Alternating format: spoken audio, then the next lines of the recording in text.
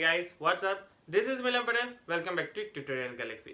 सबसे पहले तो आप लोगों को यहाँ पर आज के वीडियो के बारे में बता देता हूँ। आज के वीडियो जो है वो MYSY रिलेटेड है, क्योंकि बहुत सारे ऐसे स्टूडेंट हैं जिनको प्रॉब्लम आ रही थी SPI की वजह से कि उनको वो SPI क्या लगे, क्योंकि काफ़ी ऐसे स्टूडेंट हैं जिनको प्रीवियस सेमेस्टर के अंदर SPI काफ़ी लो बताए हैं, ओके, लेकिन उनकी बैकलॉग थी, उसकी वजह से उनको ज़ीरो आए हैं, या फिर उनके पहले एक बैकलॉग थी, उसकी वजह से उनके जो SPI वो कम हो रहा है।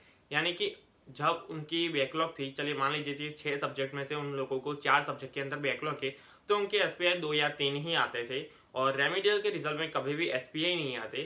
तो इसी वजह से वो कंफ्यूजन में थे कि वो SPI लिखे तो क्या लिखे। अगर 2 SPI लिख देते हैं पहले की, तो MYSY उन लोगों को नहीं मिलेगी, उनका जो वेरिफिकेशन होगा उसमें ही वो फॉर्म कैंसिल हो जाएगा। ओके गाइस, तो इसी बात के लिए ये वीडियो बना रहा हूँ, तो ध्यान से देखना। अगर आपकी पहले बैकलॉग थी, अब वो सॉल्व हो चुकी है और अब आप MYSY के लिए एलिजिबल है, तो आपको ये वीडियो देखना पड़ेगा, क्योंकि आपको भी वहाँ पर SPI का प्रॉब्लम आएगा।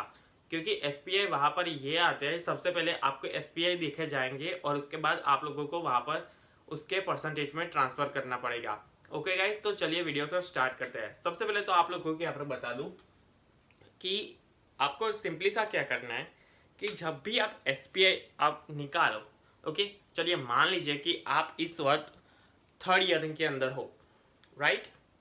तो सबसे पहले तो आप लोगों को यहाँ पर बता दूं कि थर्ड ईयर में आप होगे, तो आपका जो सेकंड सेमेस्टर होगा, मतलब आप यहाँ पर इस वक्त थर्ड ईयर में हो, ओके,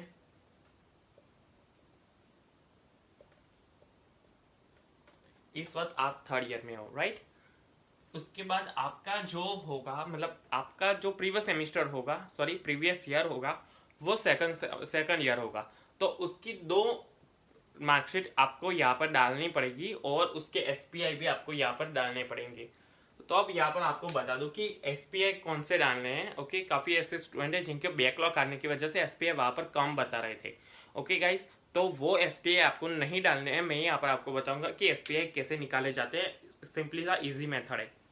ओके, आप थर्ड ईयर में हो, आपकी चलिए मान लीजिए कि सेकेंड ईयर के अंदर आपका जो है, मतलब सेकेंड ईयर क्या आता है, ओके, थर्ड सेमेस्टर और फोर्थ सेमेस्टर। तो यहाँ पर मैं लिख देता हूँ कि थर्ड सेम और फोर्थ सेम,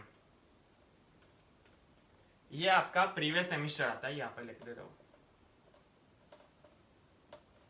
ओके, तो ये दोनों ही आपके प्रीवियस सेमेस्टर आते हैं। अब यहाँ पर आपको क्या करना है कि आपको चले मान लीजिए कि थर्ड में 6 सब्जेक्ट आते थे, 6 सब्जेक्ट, उसमें से आपको 4 सब्जेक्ट में आप पास थे और आप 2 सब्जेक्ट में फेल, ओके, 2 सब्जेक्ट, ओके। तो इसमें आपके SPI क्या है, ओके, चले मान लीजिए कि आपके SPI रिलेटेड टू आपके समथिंग 5 आते हैं या फिर 4 आते हैं। चलिए हम यहाँ पर 4 ही लिख देते हैं, 4 SPI, ओके, क्योंकि ये सिंपली से आपके फोर्थ सब्जेक्ट का ही आएगा, इसके तो ऑटोमेटिकली 0 हो जाएंगे। अब जैसे ही रेमेडियल के अंदर, अब ये रेगुलर का मैंने बताया, अब जैसे ही रेमेडियल के अंदर आपके जो ये 2 सब्जेक्ट है वो निकल जाते हैं, ओके, ये तो ऑल क्लियर है, ओके, इसका तो ऑल क्लियर ही है, ओके, और नहीं भी है तो इसके प्रोसेस जो मैं बताऊंगा वही प्रोसेस इसमें भी आपको करनी है, राइट। तो यहाँ पर बता दूं कि आपके 2 सब्जेक्ट में आपकी बैकलॉग थी, अब 2 सब्जेक्ट जो होंगे आपके, राइट, तो ये 2 सब्जेक्ट आपको कैसे करने हैं कि अब रेमेडियल के आपके तो निकल चुकी है, ओके, सॉरी, रेमेडियल के अंदर आपके जो 2 सब्जेक्ट में बैकलॉग थी वो अब क्लियर हो चुकी है, तो अब वो उसके SPI नहीं आएंगे, ओके।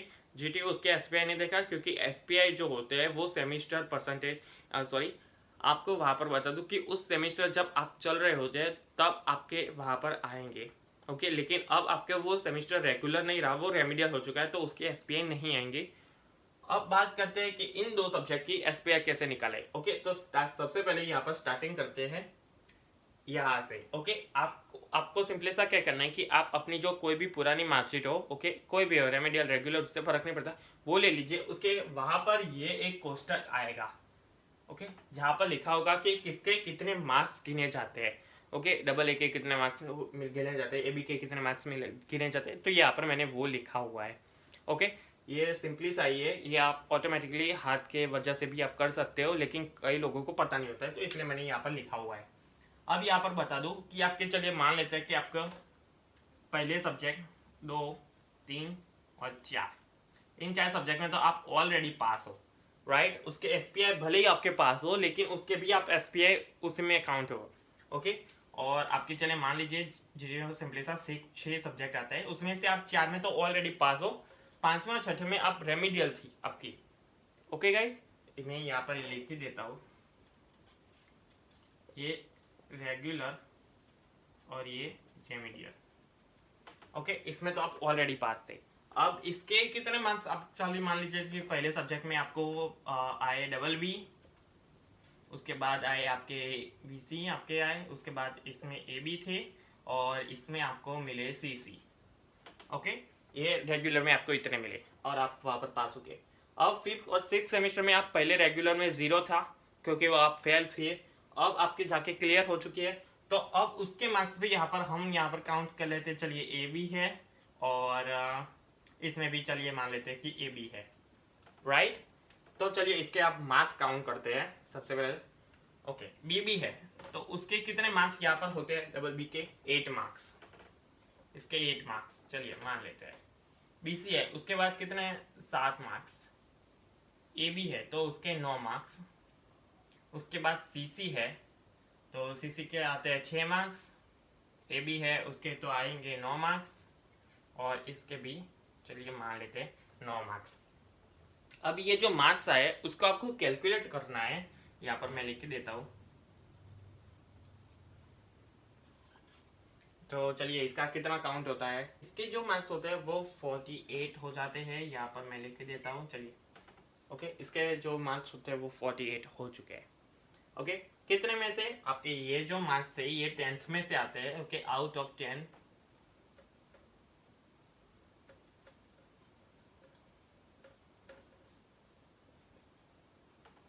अब ये जो 48 मार्क्स है तो यहाँ पर ये आते हैं आउट ऑफ 60, ओके। तो अब आपको सिंपली सा जो आपको यहाँ पे डायरेक्टली हो जाता है कई लोगों को, लेकिन अगर आप चलिए मान लेते आपको नहीं आता, तो यहाँ पर आपको मैं बता देता हूँ कि ये आप पहले करते थे स्कूल के अंदर, ओके। कि कितने में से, ओके, कि चलो 60 आउट ऑफ 48 तो 10, ओके। तो ये करना है, उसके बाद आपको ये कर देना है, राइट। अब जो भी होगा, सॉरी यहाँ पर मैंने, ओके, ये कर देना है आपको। अब आपको क्या करना है कि इसका जो कैलकुलेशन आएगा तो इसके कितने मार्क्स आएंगे आपको? 8 मार्क्स आएंगे, 8